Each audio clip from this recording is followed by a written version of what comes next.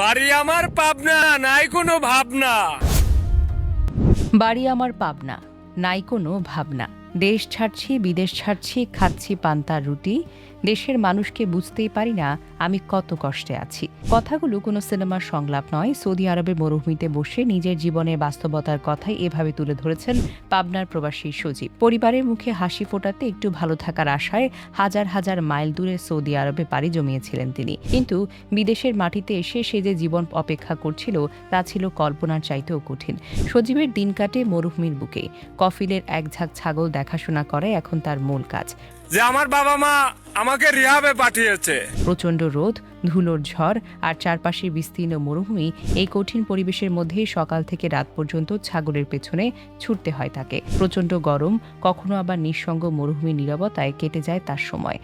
ঘরে ফেরার সুযোগ নেই, নেই আপনজনদের সান্নিধ্য, খাবারেও নেই কোনো বিলাসিতা। কখনো পান্তার রুটি খেয়ে দিন পার করছেন তিনি। কিন্তু এত কষ্টের পরও সজীবের মুখে একটাই কথা, পরিবার যেন ভালো থাকে। প্রবাসে থাকা মানুষগুলোর জীবন বাহিরে থেকে যতটা সহজ মনে হয়, বাস্তবতা অনেক সময় তার সম্পূর্ণই বিপরীত। পরিবারের সুখের জন্য নিজের কষ্ট, একাকিত্ব আর স্বপ্নকে বিসর্জন দিয়ে প্রতিদিন সংগ্রাম করেই যাচ্ছেন অসংখ্য প্রবাসী। টেকায় দেখলাম আমারে দেখলা না। সজীবের গল্প যেন সেই বাস্তবতার একটি প্রতিচ্ছবি।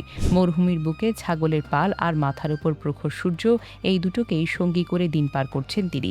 দেশ থেকে দূরে থাকায় মানুষগুলোর কষ্ট হয়তো দূর থেকে বোঝা যায় না, কিন্তু তাদের পাঠানো অর্থে যখন একটি পরিবার স্বস্তিতে থাকে, তখন সেই স্বস্তির পেছনে লুকিয়ে থাকে সজীবের মতো হাজারো প্রবাসীর না বলা গল্প।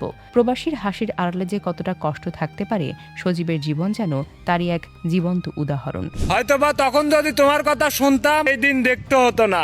Desk report, recap news.